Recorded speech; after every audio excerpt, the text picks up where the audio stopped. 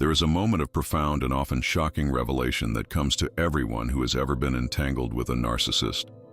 It's the moment when you realize that the person you thought you knew, the person who once seemed so charming, so supportive, so invested in your well-being, was actually wearing a mask so convincing that even you, despite your intuition, despite the subtle warning signs your nervous system kept sending, believed in their performance completely. This revelation doesn't come when you're weak, vulnerable, or dependent on them. It doesn't emerge during your darkest hours when you most needed their support and they conveniently disappeared. No, the true face of the narcissist reveals itself in the most unexpected and psychologically devastating moment possible. When you begin to rise, when you start to flourish, when you discover your own power and begin living authentically for perhaps the first time in years. It's precisely when you should be experiencing joy, celebration, and the natural support of those who claim to love you that the mask slips completely, revealing something so cold, so calculating, so fundamentally opposed to your well-being that it can leave you questioning everything you thought you knew about human nature itself. If you've experienced this shocking revelation, if you've watched someone transform from apparent supporter to active saboteur the moment you found your strength, I invite you to like this video, share it with others who need this validation, and subscribe to this channel. Because understanding why narcissists reveal their true face only when you rise might be the key to protecting your ascent and never falling back into their web of deception. Carl Jung understood that authentic relationships are characterized by what he called mutual individuation, the process by which two people support each other's journey toward wholeness, authenticity, and psychological maturity. In healthy relationships, your growth inspires and encourages similar growth in others. Your success becomes a source of celebration and motivation. Your rising lifts others up, and their rising lifts you up in return. This is the natural order of genuine human connection. We grow together, we celebrate each other's victories, we find strength in each other's strength.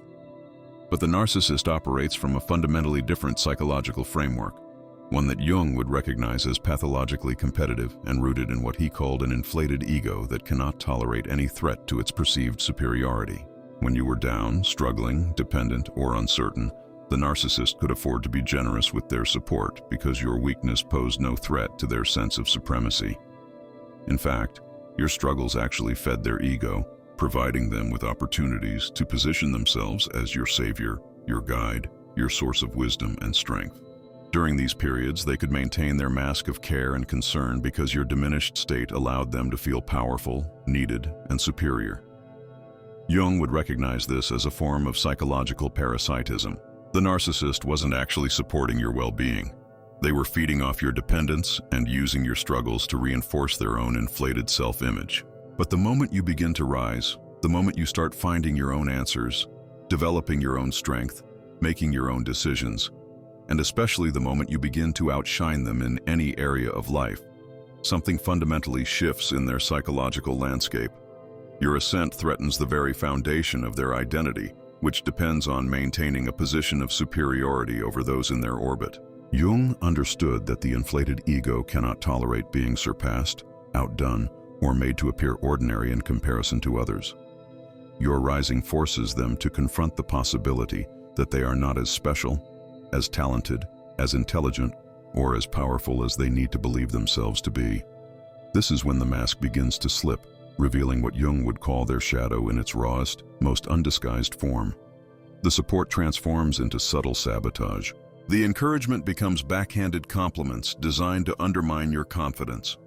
The celebration of your victories turns into immediate redirection toward your failures, your risks, your potential for future disappointment. They begin to question your judgment, your motivations, your worthiness of the success you're experiencing. What once appeared to be love and care reveals itself as conditional approval that was always dependent on your remaining in a subordinate position. The psychological sophistication of this revelation cannot be overstated. The narcissist's true face doesn't emerge through obvious cruelty or dramatic confrontation that would make their nature immediately clear to everyone around them. Instead, it manifests through subtle erosion, careful undermining, and calculated diminishment that can be so gradual and so well disguised as concern that even you might initially doubt your own perceptions. They become masters of what Jung might recognize as shadow projection, taking all their own insecurities, jealousies, and inadequacies and projecting them onto you in the form of criticism, doubt, and manufactured concern for your well-being. The timing of this revelation is never accidental. It occurs precisely when you're most vulnerable to doubt, not because you're weak, but because you're in the midst of transformation, stepping into new territory, taking risks that require courage and self-trust. This is when you most need the support and encouragement of those who claim to care about you. Instead, you receive a masterclass in psychological manipulation as the narcissist exploits your natural vulnerability during periods of growth to inject poison into your ascending journey. They understand, with the instinct of a psychological predator, that success requires self-belief, and they systematically work to erode that belief at the moment you need it most. Jung spoke extensively about the process of individuation, the journey toward becoming your authentic self, and he understood that this process is inherently threatening to those who remain stuck in unconscious patterns of ego inflation and projection. When you individuate, when you become whole and authentic, you stop serving the narcissist's psychological needs. You're no longer available as a source of validation, as a repository for their projections, as a mirror that reflects back their grandiose self-image.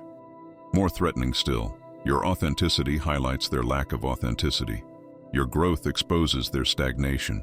Your courage illuminates their cowardice. The revelation of their true face often manifests as what we might call success poisoning. Every achievement you experience becomes tainted by their response to it. They might offer congratulations that feel hollow and mechanical, immediately followed by warnings about potential negative consequences.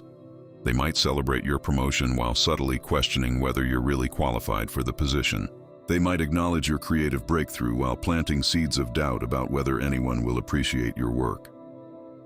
Over time, you begin to associate your own success with their disapproval, your own growth with their withdrawal of warmth and support. What makes this revelation particularly psychologically devastating is how it retroactively calls into question every moment of apparent support they provided during your struggling periods. You begin to wonder if their care was ever genuine, if their encouragement was ever authentic, if their love was ever real.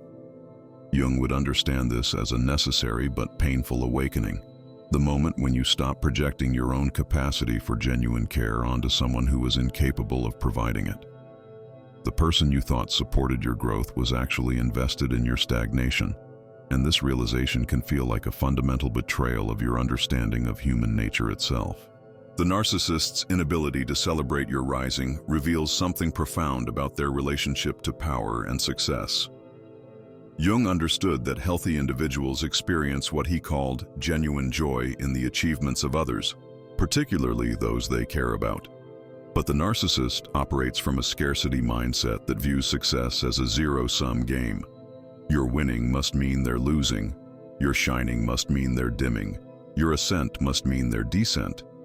They cannot conceive of a world where multiple people can be successful, talented, or powerful simultaneously, because their entire sense of self depends on maintaining a position of relative superiority. The revelation becomes complete when you realize that they never wanted you to truly succeed.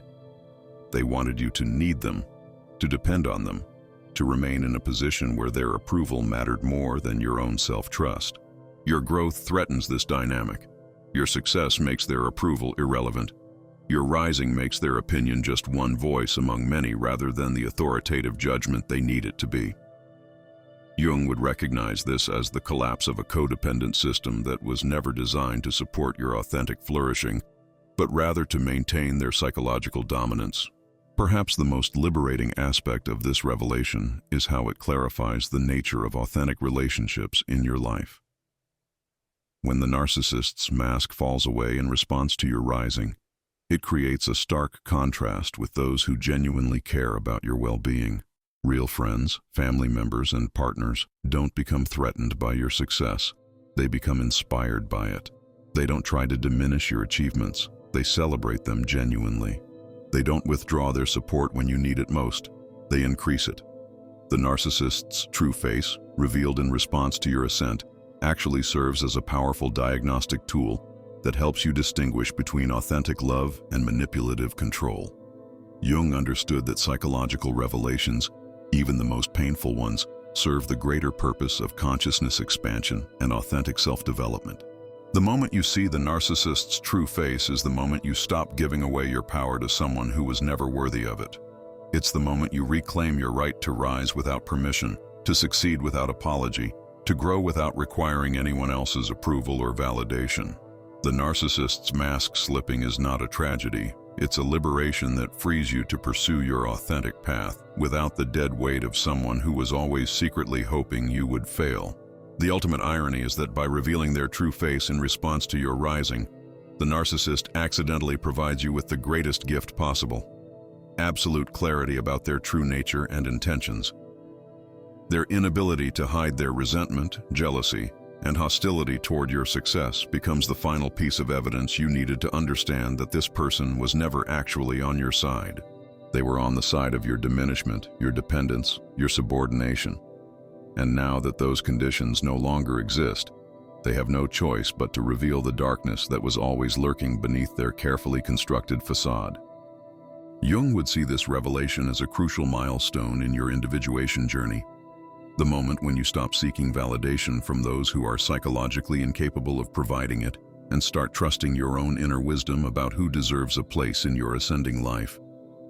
The narcissist's true face, finally revealed, becomes the mirror that reflects back not their darkness, but your own growing light, a light so bright that it can no longer be hidden, diminished, or controlled by anyone who fears the power of your authentic rising self.